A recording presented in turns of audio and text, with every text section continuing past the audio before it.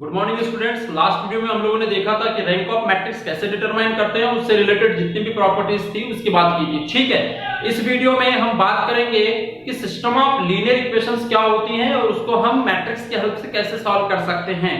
ठीक है, तो लीनियर इक्वेशंस क्या होती है बेटा? दो तरह की लीनियर इक्वेशंस होती है आपके पास। तो बात करते हैं, ये है बेटा होमोजेनियस इक्वेशन का एक पार्ट और दूसरा है ये नॉन होमोजेनियस इक्वेशन का पार्ट। तो these are both are और लीनियर इक्वेशंस। क्या है ये? दोनों ही क्या है? Linear equation. अब ये क्या होती है मैं बता रहा हूं आपको। ठीक है, आप ध्यान से सुनिएगा। ax plus by plus cz है ना, कितने भी कोएफिशिएंट्स हो सकते हैं, x1 x2 x3 xy x4 ऐसे हो सकता है। ये इस तरह से भी हो सकती है, a1 x1 plus a2 x2 plus a3 x3। ठीक है, तो ये जो कोएफिशिएंट्स हैं बताओ, कोएफिशिएंट्स के साथ में जो ये वेरिएबल है x y z, this are all variables. Okay, तो ये जो वेरिएबल्स की पावर होगी वो 1 होगी। समझ में आ रही बात? तो वेरिएबल की पावर जब क्या हो, सिर्फ 1 हो, वो क्या होगा? लीनियर इक्वेशन होगा। ठीक है, तो this are all linear equations with coefficient a b c and variables x y z। x y z की वैल्यू चेंज हो सकती है ना, a b c की वैल्यू तो कोएफिशिएंट है उसकी तो वैल्यू वही रहेगी। ठीक है, लेकिन जब इसका सेकंड पार्ट 0 हो जाए बेटा तो ये होगा होमोजेनियस इक्वेशन, और यदि सेकंड पार्ट 0 नहीं होता है तो वो होगा नॉन होमोजेनियस इक्वेशन। ठीक है, मतलब कि जो सिर्फ कोएफिशिएंट होगा वो दूसरे साइड में होगा, इस साइड में क्या होगा? सिर्फ कोएफिशिएंट इज इक्वल टू, इस तरह से होता है। देखिए आप लोगों ने इक्वेशन पढ़ा होगा, 12th में भी पढ़ा होगा। ठीक है, और इंजीनियरिंग मैथमेटिक्स में भी आपने फर्स्ट ईयर सेकंड ईयर में पढ़ा होगा। इज इक्वल टू डी है ना, यहां पे भी हो सकता है इज इक्वल टू डी, इस तरह से।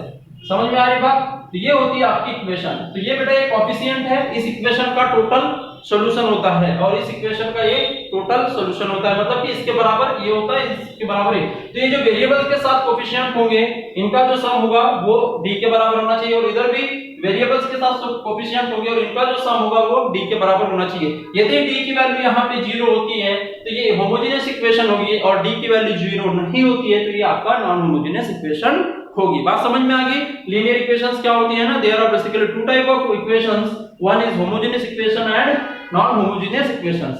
तो अब बात करते हैं कि इसे हम मैट्रिक्स के फॉर्म में कैसे लिखेंगे। तो बड़ा सिंपल है, कोई दिक्कत नहीं है। देखिए मैं 3 इक्वेशन लेता हूं बेटा, है ना। मैट्रिक्स क्या होता है, डिपेंड करता है कि नंबर ऑफ इक्वेशंस आपके पास कितनी है। ठीक है, तो जैसे कि एक इक्वेशन है x plus 2y plus z is equal to 0, first equation है। दूसरी इक्वेशन है बेटा आपका 2x plus y plus 3z is equal to 0, और एक है x minus y plus z is equal to 0। ये 3 इक्वेशन आपको गिवन है। अब एक ऐसी इक्वेशन है बेटा, तीनों ही होमोजेनियस इक्वेशन है, बिकॉज़ उसका सेकंड पार्ट कैसा है? 0 है, मतलब कि d की वैल्यू 0 है और अदर वैल्यू जो कोएफिशिएंट्स हैं और वो वेरिएबल्स हैं उनका जो सम है वो कैसा है? प्रेजेंट है, लेकिन दूसरा पार्ट आपका 0, मतलब ये तीनों की तीनों इक्वेशन कैसी हैं? आपकी होमोजेनियस इक्वेशन है। अब इसे मुझे रिप्रेजेंट करना है मैट्रिक्स के फॉर्म में, तो बड़ा सिंपल है बेटा। इसको कैसे करूंगा देखिएगा। फर्स्ट देखिए, आप यहाँ पे फर्स्ट रो किसी को भी ले सकते हैं, ठीक है, किसी को भी फर्स्ट मान सकते हैं, किसी को भी सेकंड ले सकते हैं, कोई दिक्कत नहीं है। ऐसी कोई बाउंडेशन नहीं है कि इसको फर्स्ट इक्वेशन मानूं या इसको सेकंड मानूं या इसको थर्ड मानूं, कोई भी आप फर्स्ट ले सकते हैं। तो मैंने अभी लाइन से ही ले रहा हूं, first equation, second equation, third equation. तो फर्स्ट इक्वेशन के कोएफिशिएंट क्या है बेटा? यहाँ पे a की जगह 1 है, b की जगह यहाँ पे 2 है, और c की जगह यहाँ पे क्या है? 1 है ना मल्टीप्लिकेशन में। ये हो जाएगा 1 2 1। ठीक है, ये हो गए मेरे कोएफिशिएंट। सिर्फ कोएफिशिएंट लिए जाते हैं, वेरिएबल्स के साथ में जो कोएफिशिएंट का मल्टीप्लिकेशन होता है उसी को लिया जाएगा। तो इसका कोएफिशिएंट a है, यहाँ पे कोएफिशिएंट c है, और यहाँ पे भी या b है और यहाँ पे c है। तो यहाँ पे बेटा 1 होगा, यहाँ पे 2 है, यहाँ पे 1 है, 1 2 1। अब दूसरा हो जाएगा आपका 2, y के साथ में 1 होगा और z के साथ में क्या होगा? 3 होगा। ठीक, अब दूसरा देखते हैं इसके बाद में, इसका कितना है बेटा कोएफिशिएंट? यहाँ पे 1 होगा और इसका -1 होगा, 1 -1, और यहाँ पे क्या होगा? +1। समझ में आ रही बात? अब देखिए बेटा, सबसे बड़ी दिक्कत वाली बात ये होती है कि जब भी गेट में कोई एग्जाम में क्वेश्चन देता है तो 2y को पहले दे दिया, z को बाद में दे दिया, तो आपको x y z के फॉर्म में अरेंज करना है इक्वेशन को। ठीक है, यदि ऐसा हो, नहीं तो आपने लाइन से लिख दिया जल्दी में और आपका न्यूमेरिकल गलत हो जाएगा। तो ये गलती नहीं करना है, x y z इस फॉर्म में ही होना चाहिए। यदि आपका सिस्टमेटिक नहीं है, मैनर में इक्वेशन नहीं है, तो उसको अरेंज कर लीजिए, है ना, और उसके बाद सॉल्व कीजिए। अब बेटा ये हो गया फर्स्ट पार्ट। अब दूसरा पार्ट क्या होता है, देखिए दूसरे पार्ट को इस तरह से लिखते हैं, इसके इक्वल इस तरह से लिख सकता हूं मैं, कैसे लिख सकता हूं इसको, 0, इसका भी 0 है, इसका भी 0, होमोजेनियस इक्वेशन है। तो ये ठीक है। अब इसके साथ x y z तीन कोफिशिएंट्स हैं, तो मैं इनटू में इसको लिख सकता हूं इस तरह से, ये देखिएगा इनटू में इस तरह से लिखना पड़ेगा कोफिशिएंट्स को। कितने कोफिशिएंट्स हैं मेरे साथ में, x y z, तो यहां पे मुझे x y z इस तरह से कोफिशिएंट शो करना पड़ेगा। इज इक्वल टू कितना है बेटा, सेकंड पार्ट कितना है, 0 0 0, तो यहां पे भी आ जाएगा 0 0 0। तो ये हो गया मेरा मैट्रिक्स का फॉर्म। तो ये मैट्रिक्स का फॉर्म क्या हुआ, A, ये मैट्रिक्स बन गया मेरा, ठीक है। और जो ये वेरिएबल का मैट्रिक्स होता है वो होता है बेटा x वेरिएबल का मैट्रिक्स इज इक्वल टू, और ये जो मैट्रिक्स होता है इसको हम B मान लेते हैं। तो ये जो होगा बेटा ये 0 0 हो गया सेकंड पार्ट, तो ये इसे हम मान लेते हैं B मैट्रिक्स, है ना। और ये जो हमें मिलता है वेरिएबल का मैट्रिक्स है ना, ये सॉरी कोफिशिएंट मैट्रिक्स है, ये क्या है, मैट्रिक्स ऑफ कोफिशिएंट्स। तो ये कोफिशिएंट का मैट्रिक्स होगा, ये आपका सेकंड जो आपका कोफिशिएंट के बाद पूरे मैट्रिक्स का जो सॉल्यूशन है उसका होगा, है ना, ये सॉल्यूशन का मैट्रिक्स होगा, ठीक है। और ये वेरिएबल का मैट्रिक्स होगा, ये वेरिएबल्स का मैट्रिक्स होगा। तो तीन मैट्रिक्स का यहाँ पे होता है, तो ये दोनों मल्टीप्लिकेशन में होंगे, इज इक्वल टू क्या होगा, b के बराबर होगा। यहाँ पे आता है ax is equal to b, ठीक है। इस तरह से हम नोटिफाई करते हैं मैट्रिक्स के फॉर्म में किसी भी लीनियर इक्वेशन को, ठीक है। अब लीनियर इक्वेशन किसी भी प्रकार की हो सकती है, होमोजेनियस भी हो सकती है, नॉन होमोजेनियस हो सकती है। अब देखिए नॉन होमोजेनियस क्या हो सकती है, तो देखिए बेटा मैं यहाँ पे वैल्यू पुट कर रहा हूँ नॉन होमोजेनियस, ये तो आपका होमोजेनियस का केस, इसे लिख लो। अब नॉन होमोजेनियस का केस है ना, this is our homogeneous equation. अब मैं इसी को नॉन होमोजेनियस में कन्वर्ट कर रहा हूँ, तो अभी नॉन होमोजेनियस का केस कर रहा हूँ, है ना, नॉन होमोजेनियस का केस कर रहा हूँ, है ना। तो नॉन होमोजेनियस का करूंगा तो यहाँ पे 3 ले लिया मैंने, यहाँ पे 2 ले लिया बेटा, और यहाँ पे 4 ले लिया। तो this is our non homogeneous equation, ठीक। तो देखिए वेरिएबल कोफिशिएंट का जो मैट्रिक्स होगा यही होगा, है ना, x y z यही रहेगा, लेकिन इधर का पार्ट चेंज हो जाएगा। यहाँ पे क्या हो जाएगा बेटा 3, यहाँ पे हो जाएगा 2, और यहाँ पे हो जाएगा आपका 4। इस तरह से मेरा मैट्रिक्स बनेगा। तो ये जो मेरा मैट्रिक्स है ये है आपका कोफिशिएंट मैट्रिक्स, और ये जो है मेरा वेरिएबल मैट्रिक्स, और ये है मेरा सॉल्यूशन मैट्रिक्स। इस तरह से याद रखने का तरीका होता है, इसको सॉल्यूशन मैट्रिक्स कह सकते हैं, ठीक है। Coefficient matrix, variable matrix and solution matrix. तो ax b, इसको b ले लिया, इसको x ले लिया, और इसको a मैट्रिक्स ले लिया। तो समझ में आ गई बात बेटा, नॉन होमोजेनियस होमोजेनियस सेम ही है, बस सिर्फ यहाँ पे जब होमोजेनियस मैट्रिक्स होता है तो यहाँ 0 होंगे तीनों कंपोनेंट्स, या जितने भी रोज होगी उनके सारे एलिमेंट्स कैसे होंगे, 0 होंगे। लेकिन नॉन होमोजेनियस में 0 नहीं होगा, ठीक। समझ में आ गई बात कैसे।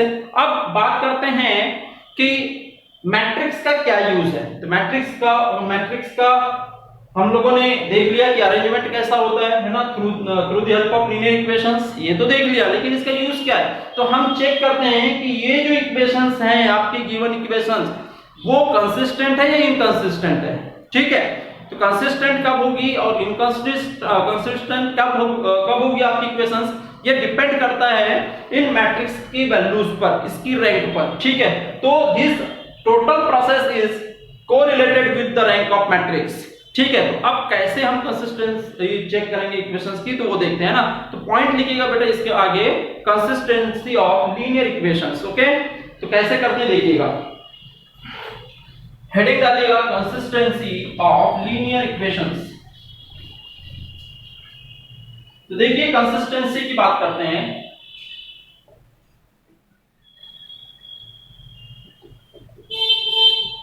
Consistency of linear equations. अब कंसिस्टेंट इक्वेशन कब होगी, तो देखिएगा मैं सिंपल सी बात बता रहा हूं, है ना। आपके इक्वेशन में 2 पार्ट है, एक कोफिशिएंट मैट्रिक्स होता है और एक वेरिएबल मैट्रिक्स होता है, एक सॉल्यूशन मैट्रिक्स होता है ना। तो देखिए 2 तरह के मैट्रिक्स हम फॉर्म करेंगे पहले, है ना। कोई भी इक्वेशन है ax plus by plus cz is equal to d, है ना। दूसरी इक्वेशन होगी मेरी क्या, ये a1 b1 c1 ले लेते हैं ना। यहां पे ले लेते हैं a2 x1 plus b2 y plus c2 z is equal to d1, और ये हो गया d2, ठीक है। फिर ले लेते हैं हम लोग a3x plus b3y plus c3 z is equal to d3। इस तरह से मैंने इक्वेशन ले लिया। अब ये कैसी बेटा, यहाँ पे d1 d2 d3 तीनों दिया है, मतलब ये क्या है, नॉन होमोजेनियस इक्वेशन है। तो मैं इसका जो मैट्रिक्स बनाऊंगा वेरिएबल का, उसको मैं ए मैट्रिक्स मान लूंगा। क्या मान लूंगा मैं? ए मैट्रिक्स। तो यहाँ पे क्या हो जाएगा बेटा, वेरिएबल का मैट्रिक्स कितना हो जाएगा? a1 b1 c1, a2 b2 c2, a3 b3 c3, ये हो जाएगा। अब मुझे क्या करना पड़ेगा? अब मुझे इसका मैट्रिक्स, सॉल्यूशन का मैट्रिक्स देखना पड़ेगा। तो इसका मैट्रिक्स क्या होगा बेटा? बी मैट्रिक्स कैसे बन जाएगा? यहाँ पे d1 d2 d3, ये मैट्रिक्स बन जाएगा। और एक होता है इन दोनों का जो सम्मिलित पार्ट होता है, एक साथ कंबाइंड रूप से हम दोनों मैट्रिक्स को जब पुट करते हैं तो उसको बोला जाता है ऑगमेंटेड मैट्रिक्स। क्या बोला जाता है बेटा? Augmented matrix. और हमें ऑगमेंटेड मैट्रिक्स फॉर्म करना पड़ता है। क्या करना पड़ता है बेटा? ऑगमेंटेड मैट्रिक्स फॉर्म करना पड़ता है। तो ऑगमेंटेड मैट्रिक्स, ऑगमेंटेड मैट्रिक्स क्या होता है बेटा, है ना? एक साथ ए और बी को हमें लिखना पड़ता है एक ही मैट्रिक्स के अंदर।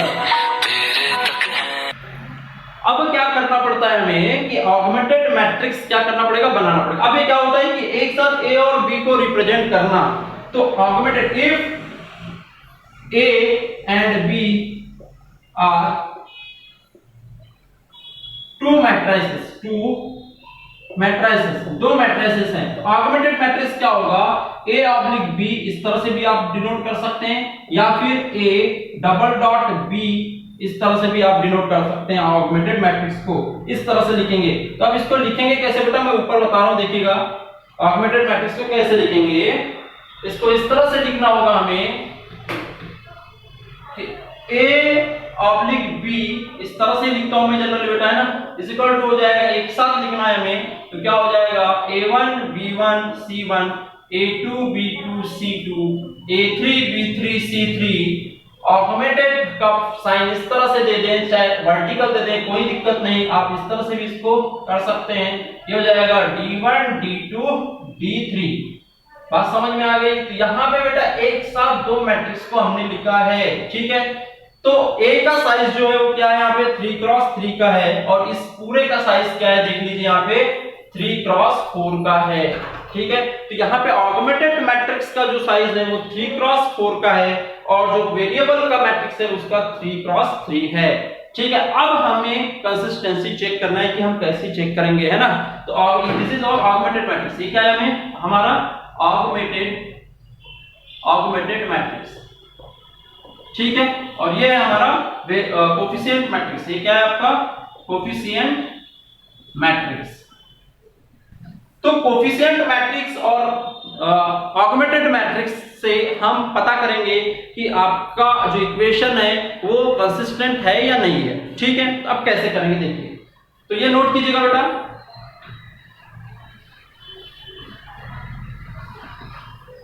तो देखिए, rank of augmented matrix and rank of matrix A, rank of matrix A and rank of augmented matrix A oblique B, ये दोनों की रैंक हमने ले ली आर ए ऑब्लिक बी और आर ए बी। तो फर्स्ट केस 1 है ना, इफ रैंक है ना आर ए बी और आर ए है, ये किसके बेटा? ऑगमेंटेड मैट्रिक्स की रैंक आर, और ये आर जो है वो आपका कोफिशिएंट मैट्रिक्स की है। केस 1 का इक्वेशन कंसिस्टेंट कब होगी, है ना, इक्वेशंस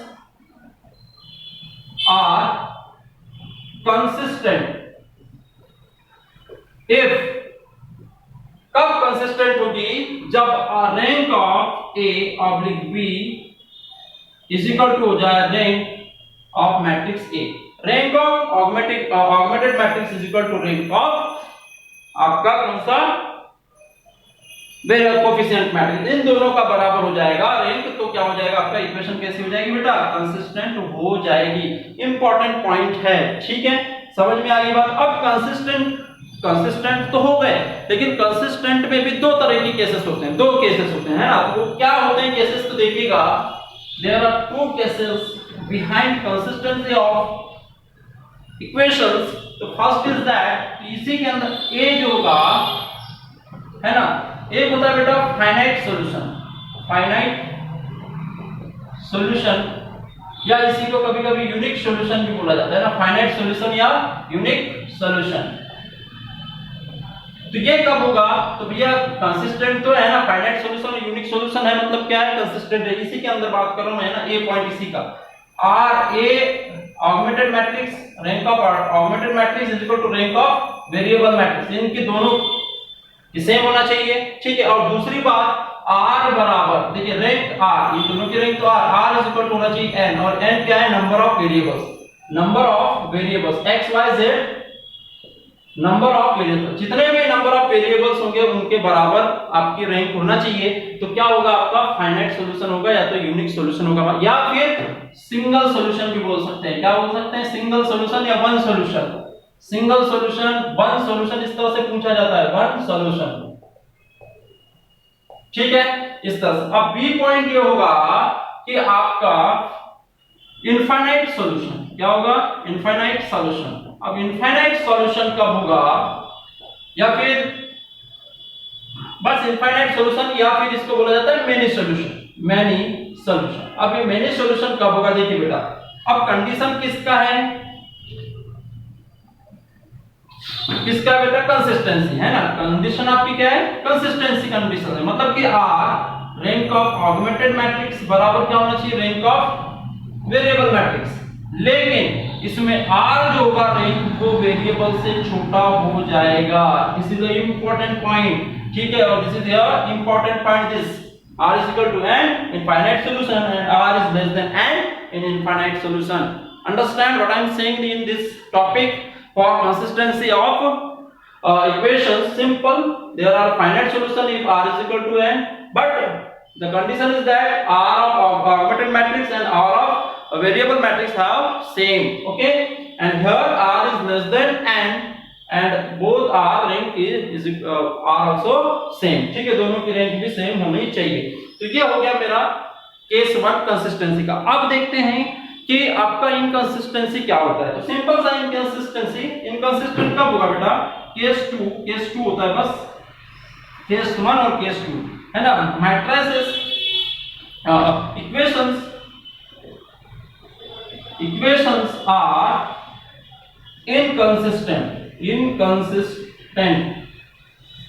कब होगी? देखिएगा कब होगी बेटा इनकंसिस्टेंट, ये नोट कर लीजिए आप लोग। इनकंसिस्टेंट कब होगी? Equations when rank of augmented matrix does not is equal to rank of variable matrix. This is the case of inconsistency. कुछ नहीं देखना है आपको, ऑगमेंटेड मैट्रिक्स का जो रैंक होगा और आपका वेरिएबल मैट्रिक्स का जो रैंक होगा, यदि उन दोनों का सेम नहीं है तो आपकी इक्वेशन कैसी हो जाएंगी? सारी इक्वेशंस वो इनकंसिस्टेंट हो जाएंगी। समझ में आ गई बात?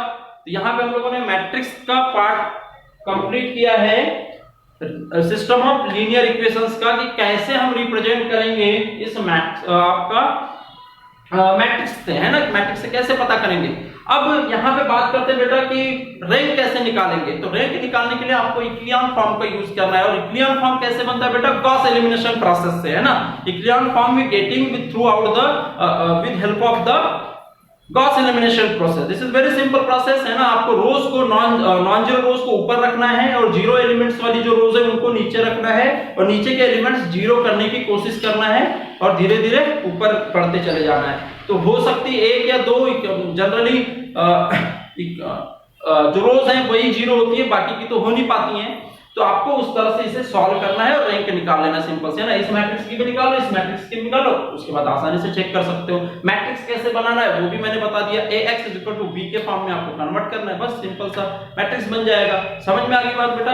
नेक्स्ट वीडियो में हम बात करते हैं कि कैसे डिटरमाइन करेंगे रैंक, है ना, और कंसिस्टेंसी कैसे चेक करेंगे विद हेल्प ऑफ न्यूमेरिकल्स जो गेट में पूछे गए हैं। तो मिलते हैं बेटा नेक्स्ट वीडियो में। चैनल को लाइक, सब्सक्राइब, शेयर जरूर कीजिएगा, ठीक है, ताकि ज्यादा से ज्यादा लोग वॉच कर सके। जय हिंद।